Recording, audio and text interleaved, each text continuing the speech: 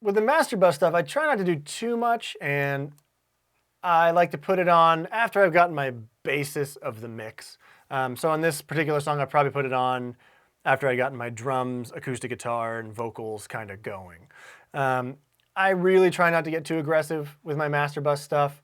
I try to do everything I can in the mix itself, and use this stuff to just kind of paint a broader picture to get everything kind of working together. So I have this very kind of neat T-Rex compressor. I love this as my master bus compressor. It's really inexpensive and sounds great. But again, just maybe I try to keep it under 2 decibels at any time. Oh, that I put my world at stake. My shoulders will ache from the weight, but I don't mind. If the past is supposed to guide the hand, the future is built on grains of sand. Tear it down, build it stronger than before. Forge it from fire and build it to endure. Steal your heart, if only for the fight. Tomorrow another day will come, I'm sure. Again, it's subtle, but it really does make this mix just kind of pop a little bit. Like, you don't hear the individual volume stages of things. Everything just kind of goes bleh and comes at you. It's really nice. I mean, I'm not ashamed to say that I just use the presets on this guy. I pretty much use classic mastering fast and classic mastering slow, depending on the song. But if it works, just use it. Good thing I like about this compressor, especially any master bus compressor, is the filter on it. So this isn't filtering the frequencies out of the sound. It's filtering the frequencies out of what triggers the compressor. And you do this because the low end energy is, relatively speaking, a lot higher than the high end energy. So stuff like your kicks and your bass are going to make your compressor trigger a lot harder than it would if they weren't there. Which you don't necessarily want all the time. So this is just compressing stuff or just listening to this stuff above 152 hertz so that my kick and my bass, like the really low end stuff, isn't going to send it into gnarly compression. But again, those frequencies are still passing through. Let's just look at the EQ that I put on here. Again, I like this guy, this Neve EQ. I'm sure there's different EQs I could put on my master bus, but I like this guy so much that I just keep using it. Really, really gentle. Filtering stuff below 47. Again, I just don't want cloudy stuff. If I had a better monitoring system in here, I probably wouldn't do that. And I'd be able to hear and tailor my low end a little bit better. But since I can't hear it, I'm not even going to bother with it. I'm just getting rid of it. A little bit of a boost down in my deeps, 56 hertz down there. Tiny cut at 330, kind of mud frequency. A little bit of a boost at 5.6K, and then a tiny bit of a high shelf going on here. Again, little tiny movements here in my master, but it does make a difference. Shore of only this side shore. Is there a final home for all of us? A single path that leads us from dark?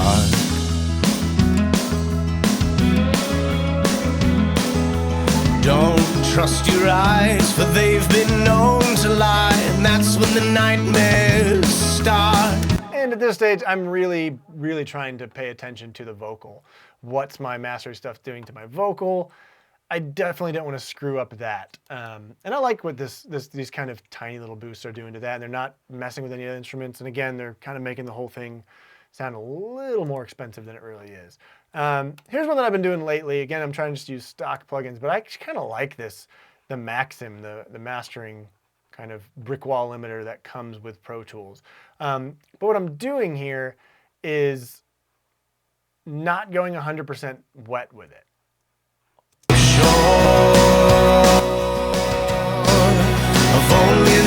So it's catching some of these peaks like you normally would, but it's also letting the original signal pass through. There's a couple different ways I do it. Sometimes I have this ceiling down and I just get this a little higher and I'll just mess around. I mean, it's only 3 controls on this thing that I end up using. But really what you're doing is getting that squished element in there, but it's coming in under the original track. So like your pops from the kick and the snare and all your big kind of hits are still coming through. They're really nice. But then you also have this kind of squished element that's coming in under. It's parallel processing your whole mix. I like it. I've been doing it a lot lately. Depending on who I'm having master, I might bypass this and send it to the mastering engineer and let them do that. But if it's not killing my transients and it's giving me a little bit of an inflation, I'm gonna put it on my mix, and I like the way it sounds. Tear it down, build it stronger than before. Forge it from fire and build it to endure. I'm still getting dynamics. I'm still getting those things popping through, but I also have this kind of squish down thing. I have another one on here that just for reference for the artist. And it's just a straight brick wall limiter, adding a couple decibels. I don't want to kill it. It's a good idea to set this guy below, there we go, minus 0.1. But if I'm sending a reference mix to the artist to hear or to someone, I'll throw this on there real quick just to get it loud. I mean, I don't want to kill my mix, but it'll be nice. And you can see the two printed ones down here. We don't have to listen to them, but there's the mix I would send to mastering, and then there's the one I would send to the artist just to kind of hear. It's brick walled, it's a little bit louder and fuller. But I'm gonna leave that guy out because we're just mixing. So that's it, that was my entire mix. It was actually relatively simple. I tried not to do too much. I tried not to put any crazy plugins on there that you might not find in a normal system, or like a home studio kind of setup. But again, things I wanna emphasize are that prep period. Going through all your tracks and just making sure everything sounds as good as it can before you even bother trying to get it in a mix, because you can spend hours fighting something that you didn't take the time to fix earlier.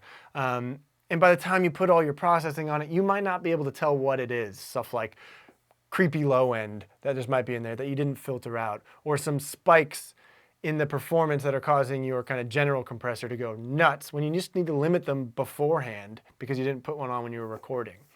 One little note about this that I kind of want to make is when I was mixing this song, I had this kind of big picture idea of keeping the low end really bare up until that bridge, up until the big, big, big part.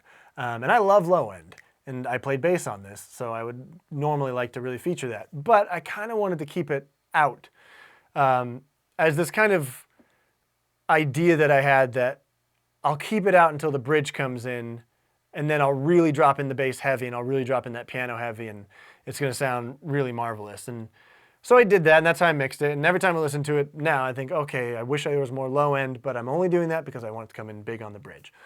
When I got this song mastered, I got it mastered by Billy Klein over at Hybrid Studios, and he masters just about everything I do. I didn't tell him that that's what I was trying to do. When I got the masters back, he had somehow, I don't know how he does what he does, but that low end, he had brought it back in the verses and the choruses. The thing that I kind of intentionally left out, he brought back, because obviously he listened to it and went, wow, there's not a whole lot of low end in here, I need to bring it back. And when I listened to those masters that he sent back, it was so much better than the original idea that I'd had. So I kind of want to emphasize a point of having a good mastering engineer is a really important thing. I mean, I trust Billy. He and I came up together and we engineered together for years, and I trust his ears. I know he's great. So when he makes these changes to my mixes, he's doing it because he wants it to be the best thing possible. And this is just one of those instances where I'm really glad I have someone like that mastering my stuff, because he made a decision that ultimately made the whole mix better. I try not to master my own stuff. I know there's not always a budget and not everyone has a great mastering engineer, but this is one of those instances where this is something that I didn't catch in my mix. I didn't notice was kind of a dumb thing to do in my mix, where someone else did. And even the artist, when he got the masters back, you know, Morgan said to me, like, man, I always thought the mix was lacking a bit of low end. I didn't want to say anything, but the masters that came back from Billy sound amazing. And so if you are doing mixing and your own mastering, and you have the ability to kind of maybe shop around a little bit, try out some different mastering engineers, and that relationship between a mixer and a mastering engineer is really important, because kind of ultimately, Billy might have saved this mix from being a bit too of a thing that I wanted to do, this kind of like I'm going to leave low end out for some stupid purpose to make it big in the bridge, where he just said, "No, that's dumb. I'm putting it back in." And then when I listened to the masters, I went, "I should have just done that for the beginning." But that's my last little thing on this. This was it's a really fun mix to do. So I hope you guys learned something.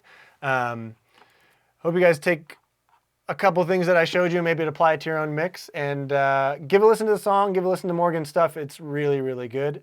If you didn't watch the video of us making the song, you should definitely go do that. It was really fun. You can kind of hear from an acoustic vocal idea that Morgan had in his head to this final production. So thanks for having me. I hope you guys learned something. Let's go over to our master section, which is very complex. Typically, I just have what I have highlighted here for my masters. On this song, went a little crazy, and I did a little parallel mix bus, which is pretty interesting. We'll get to that. But I basically have subgroups of the different instruments. So I have my drums and a parallel of my drums. I'll come back and show you what that does. And then I have program drums, which is the synthetic, the claps, the snare, the synth kick.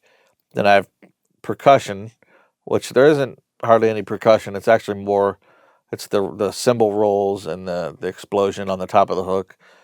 And then, let's see, then we have music, master, two of them. Usually I have these together, but this song I ended up going with one guitar master and one synth master. And then we have a string master, and then finally the vocals. So on the drums, the live drums, I have a natural and a parallel. You can see the natural has some EQ going on, but the parallel has an SSL compressor, and it's pretty strong. Really compressing tight on those. A little bit of distortion from Soundtoys Decapitator.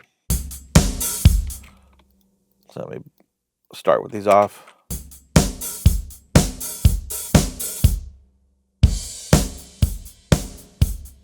So you hear that compression is just really clamping hard on those. So now we add the distortion.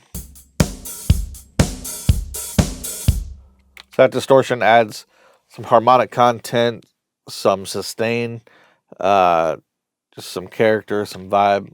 Sounds pretty cool with it. And then we're hammering on the transients with this limiter.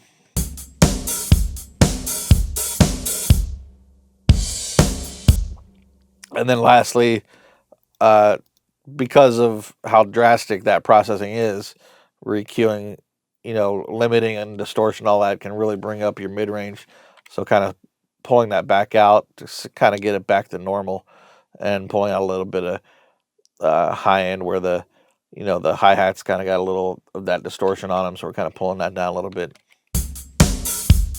But check this out. When we start with our natural drums,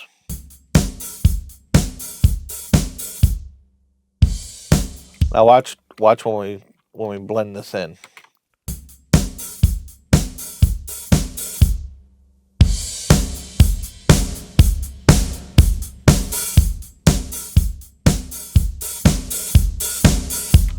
So that just goes from boring to exciting. That's a great thing. Love the parallel compression. So next up, we got our synth drums. Not doing anything on those. We did all the processing on the individual synth drums, so nothing else needed there. Next up, we have our percussion master, which is just our cymbals and our explosions. Again, we did all of our processing on those. No additional necessary. We have our guitars.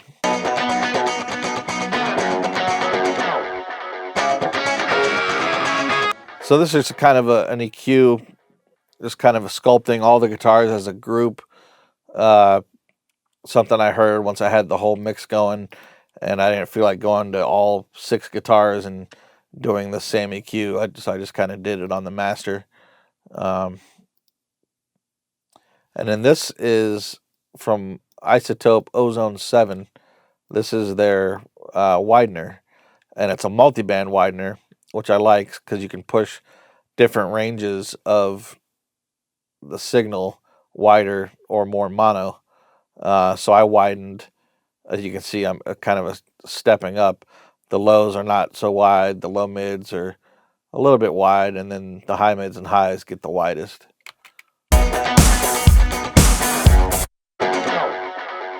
So I'm going to start with that off.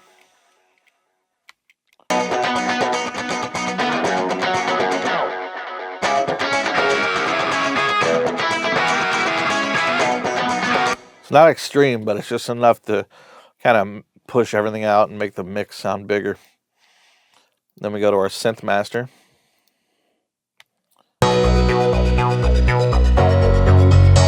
And again, this is just me sculpting that master with everything in the mix. If I had more time and a little more discipline, I would probably go back and work with the instruments individually. That's always better to get them right at the source. But in a crunch, you can throw an EQ on a submaster and definitely improve on the mix. Add a little bit of sub to the basses. You can hear the low end of that piano and the low end of my synth bass, kind of peak that up a little bit, and then the brightness.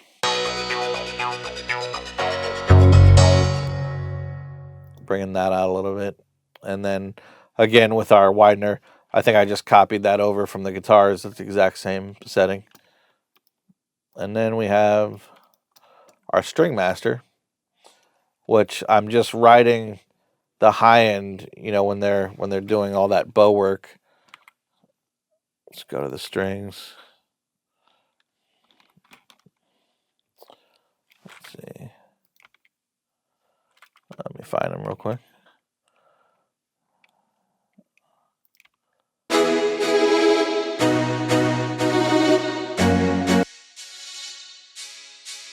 It's just kind of pushing down on that end, taming it a little bit.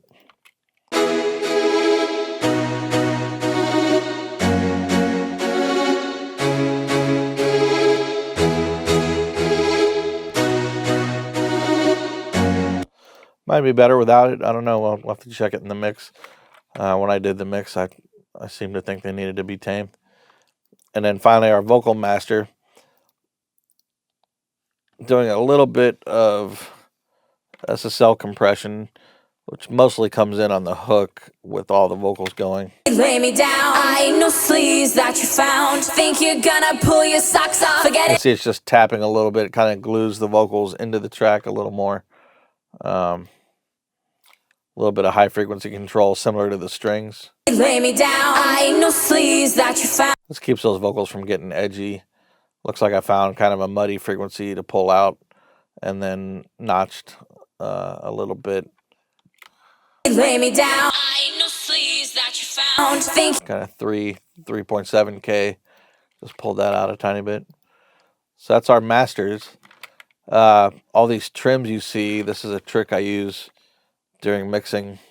You guys might find this helpful.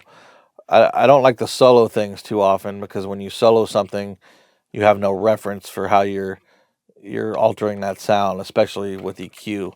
So if I want to work on vocals, but all the guitars and synths are in my ears and kind of bothering me, I'll actually just trim them down about 10 or 12 dB, and I can do everything but the vocals. lay me down, I ain't no sleeves that you found. Think you're gonna pull. So everything is still there, but I can work on the vocals, and they're almost solo, but not quite. Or if I want to keep the vocals and the synths and the strings in, Lay me down, I ain't no sleeves that you found. Think you. or if I want just vocals and drums.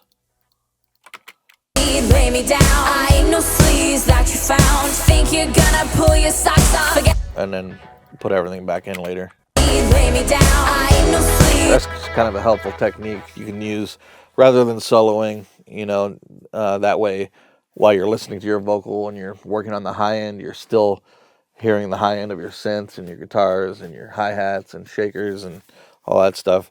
You just trim them down while you're working. And then, of course, eventually you want to make sure you check everything with no trim at all. But that's better than living in solo. You can EQ something you work on a lead vocal in solo mode for 10 minutes, and your ears will totally have forgotten their reference where they were, and it's not a good idea because next thing you know, you'll put it back in the mix, and all that work you did doesn't sound right. So it's best not to solo when you're EQing. So next, all these submasters go to a master fader, and that's where I have a bunch of just cool plugins. They all add a little bit of vibe. Not doing much drastic, but this is the Steven Slate tape. We'll start with the bypassed. Lay me down. I ain't no sleeves that you found. Think you're gonna pull your socks off. Forget it, boy, won't get your rocks off. Backseat, lay me down. I ain't no sleeves that you found. Think you're gonna pull your socks off. Forget it, boy, won't get your rocks off. Definitely thickening up the low end, adding some low content, which is nice. This is just some drastic EQ I had done. Well, not drastic, but while referencing other mixes and stuff that was already mastered, I just kind of heard some things I wanted to grab quickly on the master. And then this plugin, this is the Soft Tube one knob saturator, and I love this plugin. Watch what this does. This kind of grabs things in the back and pulls them forward a little bit. Check this out. Lay me down. I ain't no sleeves that you found. Think you're gonna pull your socks off. Forget it, boy, won't get your rocks off. Backseat, lay me down. I ain't no sleeves that you found. Think you're gonna pull. So they have this switch, and I put it on a setting called Keep Low, and you guys probably know low end energy is the biggest, more than hi-hats and top end of anything. Low frequencies, subs, kicks, basses, that stuff has the most energy. So that stuff is going to get clipped the first. It's going to distort first. It's going to clip first. So when you put it on Keep Low, it doesn't distort those low frequencies. It lets those through and concentrates more on the mid-range and high frequencies. So this is a perfect thing for a master fader. You would never think to put distortion on your master fader, but adding that harmonic content to the mids and the high frequencies, you can hear what it does. It's just kind of like a better button. It sounds really cool. After that, we have our compressor. This is modeled after the Focusrite Red 3. This is Steven Slate's Red 3 compressor. The mix is only about 60%, 59%, and low ratio, medium attack, fast release.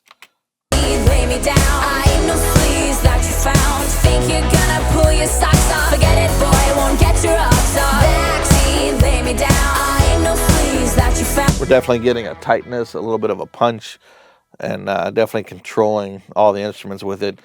But it's funny how drastic it can be with such subtle settings. That sounds good though. This is the T-Rax mastering EQ. It's called the 432.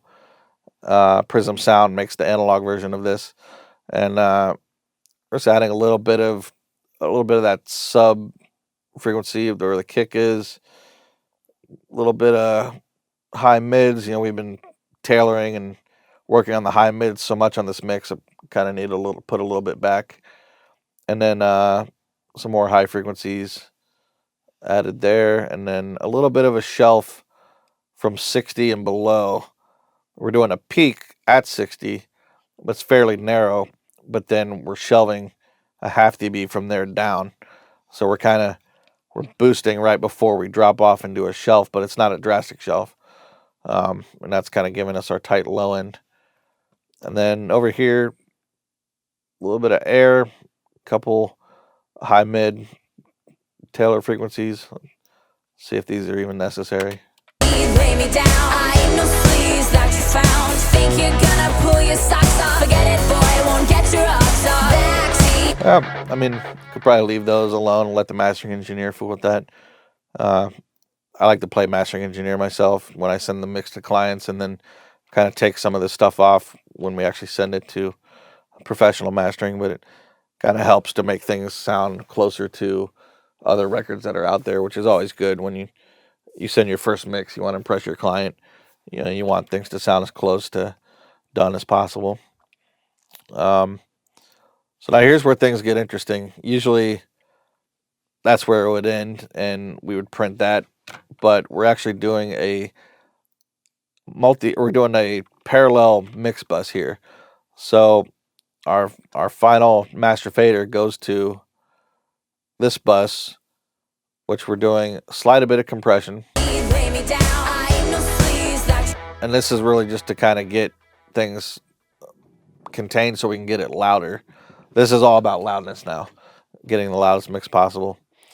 And then adding more mid-range presence, which when you use this Pultec, these are such wide bandwidths. It's a lot more musical than using a surgical tool like Pro Q2 or Metric Halo or any of those. These are really wide, so when you add these in, it really just adds a nice it kind of pushes your mix forward. Check it out.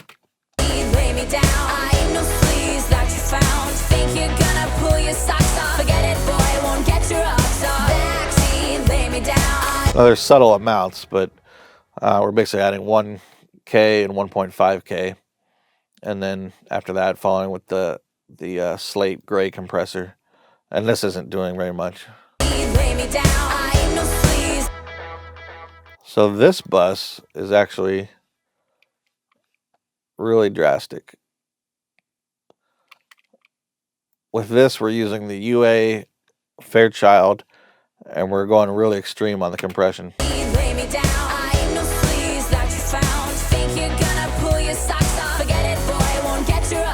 hammering it, clobbering it. We're pulling up the side chain a little bit to let the low end through a little bit, so we don't really get a pumping. We just want it held onto and made really, really tight, and then pull the mix back a tiny bit so it's not 100%, and then crank the output.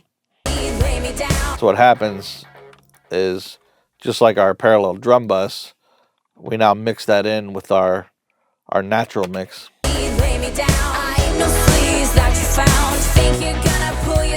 So look at the meter. You'll see our peaks of our kicks and snares.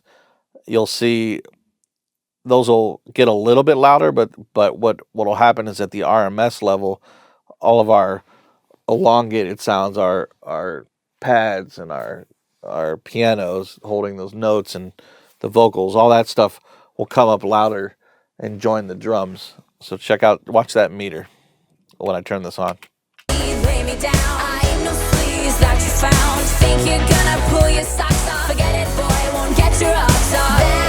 And you can hear it, the drums go back a little bit, but really it's the opposite. The drums stay and everything else comes up with the drums.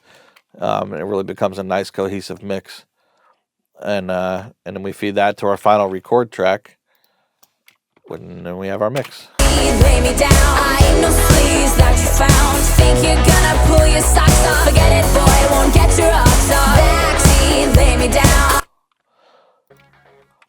All right, guys, I just wanted to kind of touch on one last thing with the master bus, and that's my final API compressor. For the past probably 6 years, this has been 99% of the time my final compressor. That's because it's so flexible and it has a little hidden secret which can help you get your mix really loud. Basically, this analog switch here, I don't know if it was on purpose that Waves did this or just kind of a happy accident, but with the analog off, and if you start pushing up your output volume and you get your peaks, once they go above 0, they'll start clipping naturally like you would think. But if you turn the analog on, you can go pretty far above 0, and you kind of get this soft limit that's very transparent, and you can help you get a lot more level to your mix. And yeah, let me show you. It's crazy. So let's start. We'll start with volume down. I'll show you first without it what happens. If I don't hit the spot, give you chills, make you hot, I'm never gonna be in. So you see already we're just redlining, red lights everywhere. No one wants that. So check this out. Turn this on. Go ahead and set this. What are we at? We're at so 4 dB. If I don't hit the spot, give you chills, make you hot, I'm never gonna be in your back pocket. So you can see our final record track.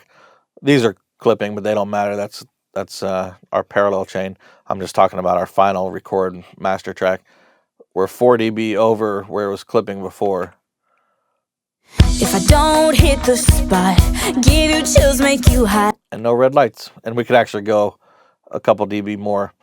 Basically, when I turn in a mix, it's important to have a fairly loud volume as if the song was already mastered. We don't want to be the mastering engineer. We hope it goes to a great mastering house, mastering engineer, and gets a professional mastering job. But in between the time where the artist is listening to the mix, making comments, they're going to compare it to all the other famous records out there. And if your mix is a lot lower in level, some artists, they might understand, oh, well, it's still yet to be mastered. It'll get louder later. But some artists, believe it or not, they just don't understand that. They just think, oh, it doesn't sound as powerful, as that other song on the radio, that Kelly Clarkson hit, or, that Katy Perry hit. It doesn't sound like that. So all of a sudden they're unhappy with the mix. They think something's wrong. And there's even been cases where people lose jobs because they turn in a mix that was low level. So I always like to play mastering engineer for the client to hear it. And then when it's time to go to mastering, we reduce the level and give them something more conservative where there's plenty of room to do a nice mastering job. If I don't hit the spot, give you chills, make you hot, I'm never gonna be in your back pocket. Get out of here, turn it. So turn it in like that to mastering with a lot more conservative level. But for the artist, we're going to give it to them nice and loud. And that way they can put it on their iPhone and go through their playlist and listen to anything by any other artist. And then when they get to my mix, it's going to be just as loud. And that'll keep the client happy. So thanks again for watching, and hope you guys can take some of these techniques and use them in your own work. Thanks. See you next time. So the last thing to talk about, mix bus. So this is the loudest part in the song, so it's the most smashed.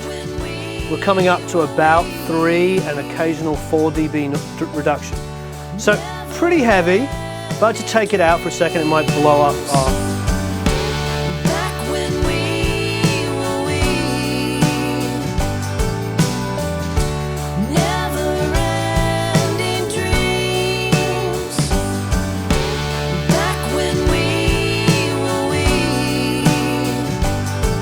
So it's interesting, the mix between the SSL and the Neve gets a little closer sounding when you don't use the bus compression. When I mixed on the Neve, I didn't own one at the time, but there was a company called Design Effects I used to rent from. This is about 4 years ago, and I used to rent the Focusrite Red, and I'd use that on my mix bus. So I didn't have the SSL, but I had the Focusrite Red. So my threshold is set maximum, so I'm barely hitting it, but I'm still getting that gain reduction. And then I'm making up the gain. There, we're set to auto release, and we're set to full right attack. 4:1 ratio. So for every, it takes, it's basically the medium kind of setting. For every 4 dB that goes over 0, 1 goes through. So it's the medium setting. 10 isn't really the limit, but I go to 10. This is what it's doing to the snare. 2, 4, 10. 10, the snare starts to go pat, pat, pat, which is okay if that's what you want. Okay, that's the basic mix bus compression there, and then the last secret is our friends over here. Again, more dollars thrown at the subject, and these are a pair of Pultec EQs. When I was mixing on the Neve, sometimes I would rent a GML. Most of the time I wouldn't. Sometimes I would rent an EQ for the mix bus, but most of the time I would just rent the Focusrite. Occasionally I would get the GML. It depends if sometimes that GML I wanted was out, so I didn't get to have it. I will say that these are spectacular, and they're mastering grade ones. See, they're the EQ-M1 A3s, and they're mastering, which means they're totally recallable because they're all clickable. So 60 boost and 12K boost, which is pretty mastering, you know? Boom and fizz, just some high-end air. And I think that makes a huge difference to the mix. Here's without them.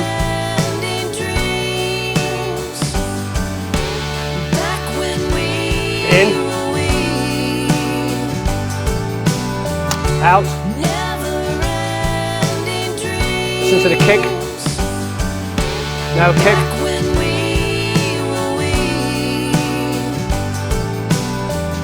Pretty spectacular. I mean, when I give my mastering guys that, they've got something to grab onto because they've got the little extra 60 that's coming and that's some air over the top. So it's a really good combination of factors, you know, it really, really helps. So there's a combo platter. Very simple mix by my standards. Didn't use any delays, didn't use any reverbs on the guitars. Dry. One pair of electrics didn't have any EQ on at all, just had some compression. The guitar slide solo had EQ and compression, but very simple mix. Down below here we have the new print, and above it the original Neve print from several years ago. So you're going to get to kind of hear where it's gone. I've still kept this pretty, you know, trashy, fat sounding. It's not hi-fi. I know that David will take it to a whole new place and make it probably a lot more hot AC friendly than I did. But my whole thing was this sort of like done in a day, recording, overdubs, mixing in a couple of evenings sort of feel of an album. We did spend a bit of time, a couple of days, Pete and I, going through all of the parts and everything, but essentially it was done very, very fast, but very creatively. And I'm really proud of the results considering. I hope you have a wonderful time mixing this and really get stuck into this. I think it could be really fantastic.